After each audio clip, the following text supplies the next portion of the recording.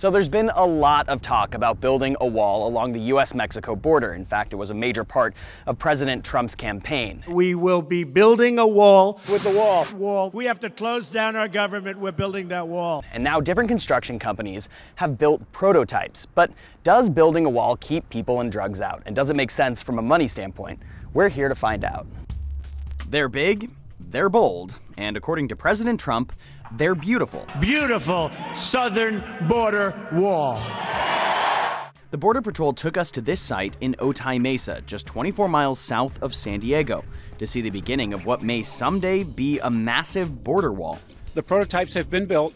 While the designs range from razor wire to concrete slabs to more wildlife-friendly versions, all of them have the same purpose: To maintain a safe and secure border.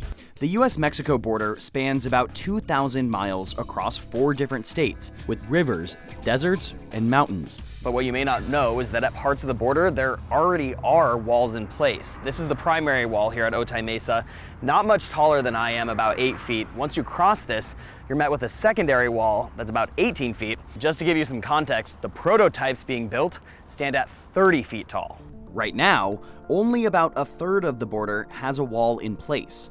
The primary wall that we see just south of this secondary wall is made out of overstock landing mats from the Vietnam era.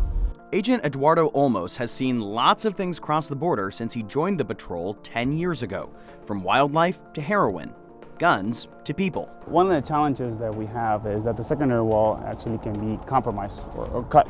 Just What do they cut with? Sawzall, an axe, whatever tools they can get their hands on. In the last year alone, Border Patrol agents detained more than 31,000 people and seized thousands of pounds of illegal drugs. We need improvement on what we have.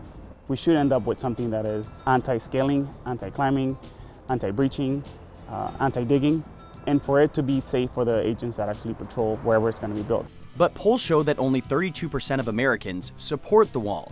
49% oppose it, including 41% who are strongly against it. Critics of the border wall say the costs, both financially and environmentally, are too high. Is a wall going to give us the security we need? If you're going to spend the money on that, is it going to deter individuals, or are there other deterrents that can actually work? Next year, U.S. Customs and Border Protection is asking for a $1.6 billion down payment.